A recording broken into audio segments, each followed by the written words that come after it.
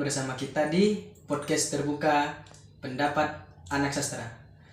Nah, pada podcast kali ini saya sudah kedatangan tamu spesial nih dari Universitas Pamulang. Yes, halo, perkenalkan saya Caripah atau biasa dipanggil Iput.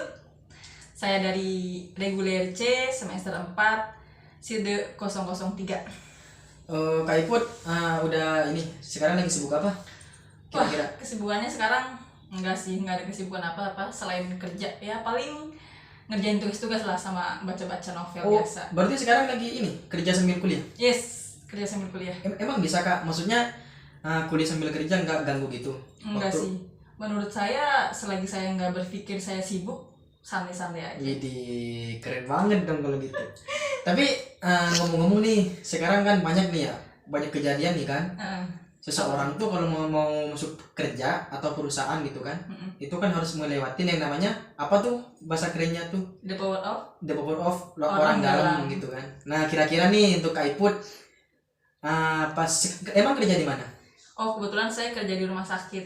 Oh, rumah sakit. Sekarang saya ini relate nih dengan pekerjaan Kak Iput. Nah, kemarin waktu awal masuk ke perusahaan nih, atau di tempat kerja yang sekarang, lewat ini nggak, lewat jalur itu nggak kira-kira? Maksudnya jalur ini nih, jalur orang dalam kan biar keterima gitu masuk gitu. Oh, kebetulan kalau saya sih pas kerja di rumah sakit enggak ya. Cuman pas sebelum kerja di rumah sakit saya pernah tuh Bang, saya kerja. Oh, berarti pernah ini ngalamin sendiri? Iya, pernah ngalamin. Bahkan saya jadi pelakunya lah. Pelaku langsung yang memang memakai jasa orang dalam itu. Terus kebetulan waktu itu saya melamar pekerjaan di kayak apa sih, perusahaan gitulah, perusahaan franchise gitulah, kita nggak bisa sebut mereknya. Jangan sebut. Tapi sebutin nggak apa-apa sih. Ini podcast terbuka kok gitu, jadi bebas siapa aja gitu. Pokoknya saya kerja di suatu franchise, dia tipenya minimarket gitu, cuman cabangnya udah banyak banget karena franchise ya. Kebetulan saya kerja di situ tuh ditawarin bayar 1 juta biar bisa masuk langsung kerja. Berarti apa istilah the power of orang dalam itu emang ada ya? Jadi memang tidak hanya ciutan belaka kan? Enggak, memang itu beneran ada deh. Zaman sekarang kayaknya banyak banget yang kayak gitu. Banyak banget ya? Karena memang zaman sekarang kan lagi susah-susahnya nyari kerja. Nyari pekerjaan ya? Susah banget lah, kayaknya kalau pakai orang dalam tuh lebih gampang deh. Lebih gampang masuk ya, apalagi kan kamu ngasih duit ke gua nih, lu bisa dimasukin gitu kan? Jadi saling menguntungkan kan sebenarnya. Tapi nih, gua ada pertanyaan nih untuk Kak Iput nih. Kalau kita berbicara tentang ini kan apa the power of orang dalam gitu kan. Nah, bagaimana nih kira-kira menurut Kak Iput dalam persaingan dalam persaingan di dunia kerja gitu, kira-kira gimana pendapatnya gitu kan? Menurut saya kalau persaingan di dunia kerja sekarang kan sangat ketat ya, sangat kompetitif banget lah. Berarti banyak sekali kompetitor ya? Yes, benar-benar banget. Karena sekarang kan perusahaan juga banyak banget, tapi tenaga kerjanya lebih banyak. Otomatis daya saing pekerjaan pun lebih sedikit kan, karena nggak seimbang. Jadi lowongan pekerjaan sedikit, nah pelamarnya banyak. Otomatis disitulah orang dalam mencari celahnya. Berarti dalam artian nih pada masa sekarang ya, nih jalur seperti itu emang efisien banget ya untuk kita masuk kerja. Tapi gini, saya masih mikir kan. Anggap nih Kak Iput kan, lewat orang dalam gitu kan, udah bayar gitu. Terus kira-kira nggak bakal DPHP nggak? Maksudnya kan takut ada semacam kayak calo, cuman dia hanya ngambil keuntungan doang dari kamu. Maksudnya kamu udah bayar nih, cuman tetap nggak masuk ke kantor gitu. Oh iya. Itu bisa terjadi nggak sih? Banyak sih. Banyak. Itu saya juga ngalamin yang pas saya bayar 1 juta itu, yang katanya dijanjikan saya langsung diterima kerja, ternyata pas tes itu saya dinyatakan tidak lulus. Padahal udah bayar. Akhirnya saya telepon kan sama orang dalamnya itu, ini gimana kok saya tidak lulus. Terus besokannya saya disuruh ikut tes di tempat lain, ternyata dinyatakan lulus. Tapi banyak juga sih yang gagal. Jadi banyak orang-orang dalam yang memang mengakuinya punya relasi di perusahaan itu, ternyata dia penipu. Jadi cuma ngambil uangnya doang dan kita nggak bisa. Berarti berkedok orang dalam gitu. Iya, padahal memang dia nyari uang doang dan dia nggak punya relasi apa-apa sebenarnya di perusahaan itu. Tapi kalau emang seperti itu kan, tapi kok masih banyak peminat seperti itu ya? Maksudnya udah tahu kan, udah tahu ditipu, cuman kok masih banyak nih orang yang lewat jalur itu gitu, jalur orang dalam gitu kan? Itu kok bisa? Ya karena mungkin menggiurkan banget ya. Contoh kecilnya kayak kita bisa bekerja di suatu perusahaan yang memang gajinya di atas UMR. Nah, benar-benar. Tapi kita cuma disuruh bayar segitu doang. Kita mikirnya udahlah nanti juga kebayar sama gaji kita gitu kan. Jadi mungkin trigger banget. Terus kita mikirnya ya udahlah orang dalam aja. Kita juga nggak ribet-ribet ikut tes segala macam, langsung masuk gitu ya, masuk aja, langsung kerja, bulanan gaji gitu kan. Dan kita juga nggak perlu bersaing sama banyak pelamar kan, ya mungkin menggiurkan banget. Nah ini pertanyaan khusus nih untuk Kak Iput nih. Oke, apa tuh? Kan sekarang kan Depopor orang dalam ya. Nah Kak Iput nih dapat link dari ini dari mana gitu, kalau boleh tahu gitu kan? Apa dari internet, scroll di IG atau apa gitu kan? Apa lewat teman ke teman gitu kan? Awal gitu, awal kenapa bisa dapat link seperti ini gitu. Sebenarnya gampang banget. Jadi misalkan kita nyari-nyari lowongan pekerjaan di grup ya, di grup WA, di grup Facebook. Oh emang ada ya? Ada, itu ada link-link lowongan pekerjaan. Nanti di dalamnya itu ada yang komen, halo bisa lewat saya kok gitu kan, bisa bayar segini, nanti langsung masuk. Itu biasanya tawaran-tawaran kayak gitu banyak. Berarti pekerja orang-orang kayak gitu tuh menyusup dari segala lini ya? Yes, benar. Bisa ya? Benar banget. Jadi kayaknya bukan hal yang tabu lagi deh. Jadi udah hal yang biasa, karena orang-orang pada nggak takut kan. Udah nggak ada yang takut. Tapi kalau emang udah menjadi ini kan, contoh nih ya, misalnya kan dari grup WA nih masuk, grup lain masuk, Telegram masuk gitu kan, maksudnya orang-orang kayak gini gitu. Masa sih nggak ada rasa kecurigaan nih? Cuman kalau gue pribadi ya, pasti kan gue mikir, wah ini pasti penipu nih, gitu kan? Ya tergantung, kita bisa lihat dari mana dia, jadi dari mana asalnya. Kalau memang orang ini asalnya dari perusahaan itu, ya kita percaya, oh ya udahlah dia juga kerja di situ juga. Tapi kan bisa dimanipulasi data itu. Yes, benar. Itu kenapa orang-orang dalam itu ternyata banyak merugikan juga, karena nggak semuanya jujur dan nggak semuanya benar. Banyak yang tapi kebanyakan gimana kan? Kebanyakan yang jujur apa yang nggak jujur nih, orang kayak gitu nih? Ternyata lebih banyak kebanyakan yang nggak jujur. Banyak banget. Kebetulan saudara saya sendiri jadi korban. Dia waktu itu ditawarin untuk kerja di pabrik di Cikarang. Tahu dong Cikarang UMR-nya berapa? Iya, gede banget ya. Banget kan. Paling gede se-Jabodetabek ya? Yes, benar banget. Apa sih Indonesia dia? Enggak dong, Jabodetabek. Jabodetabek ya. Cikarang. Dia Cikarang UMR-nya gede banget, dan pas sebelum kerja ditawarin bayar 10 juta. Awal masuk? Iya, awal masuk 10 juta, nanti langsung kerja. Terus? Ya tergiur dong, karena kita mikirnya 2 bulan kerja aja udah terbayar dong. Udah kebayar ya? Yes, bener banget. Terus? Ternyata selang beberapa bulan orangnya menghilang. Orang yang ini, yang orang jadi calo? Yang udah jadi calo. Dia baru bayar DP sih, baru bayar setengah, baru bayar 5 juta. Orangnya langsung menghilang, nggak ada ditelepon segala macam, nggak diangkat, dan benar-benar menghilang. Pas dicari tahu, ternyata dia nggak ada sangkut pautnya di perusahaan itu. Oh iya, bagaimanapun kan gini ya. Makanya nih untuk sobat sekalian nih, sobat terbuka, gini intinya lewat jalur dalam itu tidak semuanya memuluskan kita ya, yes, tidak semuanya bisa menguntungkan kita gitu kan. Mungkin kita hanya bisa tergiur atau apa, tapi ujung-ujungnya kita ditipu gitu kan, ditipu. Nah sekarang gini Kak Put, kalau cara kayak gini, ini bisa dikatakan legal nggak sih? Maksudnya gini, kan kamu udah dikena tipu nih, otomatis kan di dalam pasal kita nih, undang-undang kita nih, itu kan ada yang namanya undang-undang penipuan atau apa. Nah kira-kira nih seandainya korban itu melapor ke polisi, akan diproses nggak gitu? Kira-kira nih menurut Aiput? Menurut saya sih nggak semudah itu ya. Nggak semudah itu ya, karena ini juga masuk ke ini ya. Karena ini kita udah masuk ke hal curang juga ya. Sama, di dunia hukum juga banyak yang kayak gitu kan. Bener-bener. Kita ambil contoh kecilnya kayak kita buat SIM. Buat SIM ya. Padahal SIM ini udah di ranah konflik pemerintah ya. Pemerintah dong. Legal ini kan. Bener. Tapi kita buat SIM ada sebutan nembak. Nembak, tau nembak kan? Nembak lah, karena kan gue juga pelaku. Ya, sama bener. Jadi kita kayak nembak langsung jadi. Bener. Kita nggak perlu ikut tes yang apa sih, jalan-jalan itu kan. Terus tes segala pasal-pasalnya, rambu-rambu, kita kan nggak perlu tes, tahu-tahu SIM-nya jadi. Nah itu kan contoh kecil yang memang ranahnya udah pemerintah, tapi masih ada orang dalam di dalamnya. Itu kan sebutan orang dalam juga sebenarnya. Jadi kalau kita misalkan ngelaporin ke polisi, rasanya buang-buang waktu doang deh. Buang waktu, apalagi ini ya masih bayar kita kan? Iya, bayar juga dong. Kita bikin surat pelaporan aja bayar lah. Apalagi sampai diusutkan, itu sama aja sih. Buang-buang waktu, buang-buang uang juga. Karena ya memang di dunia hukum juga udah bukan hal yang tabu lagi. Udah jadi hal yang biasa.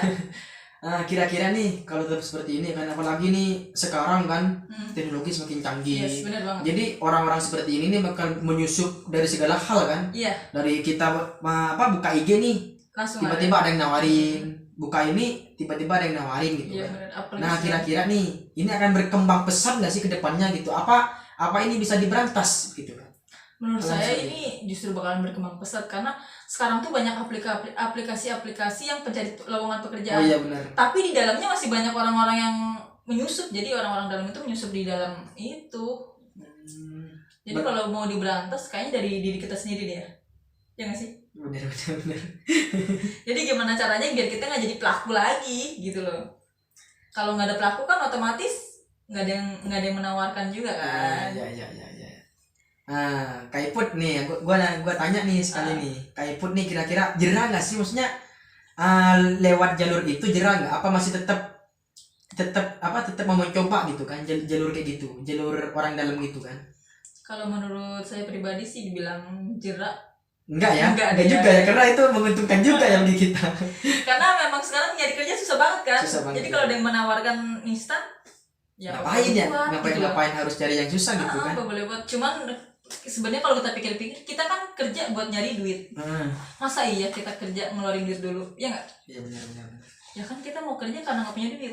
Tapi kita awalnya harus mengeluarkan duit dulu. Berarti harus berani berkorban. Pernah nggak sih Kak, kamu berpikir gitu kan? Dalam hal seperti ini miris banget nggak sih? Kita yang mau kerja kan niat kita cari duit nih. Cuman kita dipaksa untuk bayar duit gitu kan. Maka tidak heran nih kalau orang yang pengen masuk di situ bayar duit dengan cara yang nggak wajar gitu kan, ngutang sana sini lah atau apalah gitu. Nah itu gimana nih kira-kira? Menurut saya itu miris banget ya, karena gimana ya, kita kan kerja tujuannya nyari duit kan. Kita kerja karena kita pengangguran tuh, nggak punya penghasilan, pengen dapat penghasilan gitu kan. Tapi pengen dapat penghasilan kita justru ngeluarin duit dulu. Makanya itu belum tentu masuk ya. Iya, jadi bisa dipikir-pikir kalau kita tergiur sama hal-hal kayak gitu, kalau dipikir-pikir nanti kalau itu bentuknya penipuan, jatuhnya penipuan atau kita nggak dapat pekerjaan, yang bayar hutang kita siapa? Iya benar. Otomatis beban kita malah makin banyak dong, makin numpuk dong. Iya. Kerjaan nggak punya, hutang malah makin banyak, stres karena ditipu ya kan? Iya, banyak banget inian ya berarti. Faktor-faktor negatifnya sebenarnya banyak banget. Belum lagi kalau kita ngebahas tentang kompetitor dalam perusahaan itu gitu kan. Itu benar banget. Sebenarnya memang di dunia kerja pasti banyak banget lah kompetitornya. Emang namanya dunia kerja kan pasti kompetitif lah ya. Bener ya. Memang dunia persaingan dong. Wajar lah ya. Wajar gitu banget ya. Karena ya untuk kita bisa bekerja pun harus ada yang menjadi pengangguran ya kan. Karena kalau ibaratnya kita mau kerja nih tapi di situ nggak ada lowongan, ya kita nggak mungkin bisa kerja dong. Otomatis harus ada yang pergi dulu baru kita bisa kerja. Jadi benar sih, kita berarti untuk mendapat ketat sekali ya. Untuk mendapat pekerjaan harus ada yang menjadi pengangguran. Gua teringat nih ini Kak, kata-kata siapa? Thomas Hobbes. Apa tuh? Dia pernah berkata gini nih, homo homini lupus kata dia. Jadi ini sangat nyambung nih dengan yang dibahas Kak Iput kan, bahwasanya dalam dunia kerja itu harus ada yang disingkirkan. Yes. Gitu. Bener nih ya, gua percaya sekarang nih bahwasanya kata Thomas Hobbes itu homo homini lupus ya, manusia itu adalah serigala dari manusia lainnya. Iya. Jadi kita nih kalau untuk bisa bersaing kita tuh harus menyingkirkan kan, harus ada yang disingkirkan lah. Yes, gitu. benar banget. Padahal kalau kita mengingat dari menurut pendahulu nih gini, apa namanya, kita nih hidup di masa sekarang gitu kan, di Homo sapiens pernah berkata gini, kita nih bisa bertahan sekarang karena kita nih saling bekerja sama bukan saling menyingkirkan gitu. Miris kayaknya ya, kita tuh udah ada bahasa kayak gitu, cuman kita menyingkirkan itu ya. Jadi nggak berpatokan sama para pendahulu, padahal memang dari zaman purba pun ya mereka hidup ya saling bekerja sama, biar bisa bertahan memang bekerja sama banget kan. Akhirnya mereka menemukan perkembangan yang ya memang kita rasakan sekarang, tapi kerjasama malah justru bilang begitu aja ya. Tapi tidak heran sih, tapi gue yakin sih ya, semakin pusatnya sama nih, kita kembali lagi yang awal ya, pasti semakin ketat banget nih ya dalam dunia perkembangan perusahaan gini, kompetitor lah sebenarnya gitu. Cuman kira-kira nih dari Kak Iput ada saran nggak sih untuk kedepannya gitu, Kalau saran saya sih apa ya, sebenarnya memang dunia pekerjaan itu dunia kompetitif lah ya, atau dunia persaingan itu sudah jelas. Sebenarnya dimanapun kita berada kita pasti bersaing, entah di dunia pendidikan, dunia pekerjaan atau apapun itu pasti ada persaingan. Iya, benar-benar. Tapi bagaimana kitanya aja. Jadi kalau kitanya berpikir oh iyalah kita kerjasama, jadi kita nggak berpikir itu musuh kita, jangan pernah berpikir itu musuh kita, tapi kita berpikir itu teman kita aja. tidak perlu dikecualikan kan, banyak orang yang berpikir oh ini harus disingkirkan nih karena ini mengganggu posisi gua nih gitu kan. Nggak banyak yang kayak gitu kan. Itu yang salah, benar salah banget, karena sebenarnya kita kan ada dalam satu lingkup ya, yang seharusnya kerjasama kita bersama-sama. Iya, tapi kenapa harus ada pikiran oh dia musuh gua, oh dia lawan gua? Sebenarnya kalau kita menghilangkan pikiran-pikiran itu ya pasti semuanya akan baik-baik aja dong. Karena semuanya kan tergantung pikiran kita. Kalau kita menganggap itu musuh, otomatis dalam diri kita pengen melawan, oh gua harus menang gitu kan. Oke. Sobaters atau sobat podcast terbuka, mungkin itu sedikit perbincangan kita ya. Dari Kak Iput nih, kira-kira apa nih saran untuk orang yang masih pengen bekerja cuman lewat jalur seperti itu? Kira-kira ada ini nggak, ada masukan khusus nih, atau ya udah lu terserah sih lewat jalur itu, jalur apa, yang penting lu bisa kerja, apa gimana Kak? Saran mungkin ini terakhir ya. Kalau saran atau pendapat saya sih, alangkah baiknya ya kita jadi orang yang lebih jujur.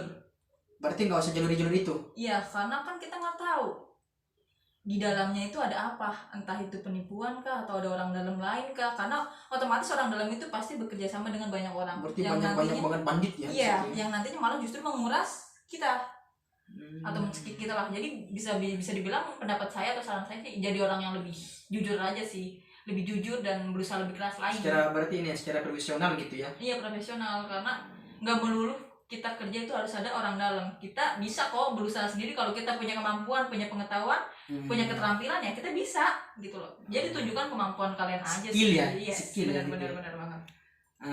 Oke, teman-teman sekalian, podcast terbuka mungkin cukup ini aja ya Kak ya perbincangan kita pada kali ini. Mungkin kita bertemu di podcast selanjutnya, tetap di podcast terbuka. Pendapat anak sastra. Mungkin segitu aja, dan terima kasih kepada kameramen Kak Mala Yulia Damayanti. Semoga kedepannya ini Kak eksis lah. Soalnya ini podcast masih baru Kak. Wah, menarik nih. Ini Kak Iput nih salah satu narasumber yang kedua. Kedua. Pertama nih dari ini anak hukum kemarin. Wow, keren. Hukum. Nah, jadi podcast terbuka ini emang sengaja menampilkan atau menyajikan berita yang faktual lah, faktual gitu kan. Jadi mungkin next nih akan ada dari keperawatan, dari manajemen atau apa gitu kan. Boleh. Makanya support dong. Oke, mungkin itu aja dari kami. Semoga bermanfaat, semoga ilmunya dapat diserap. Kurang lebihnya mohon maaf.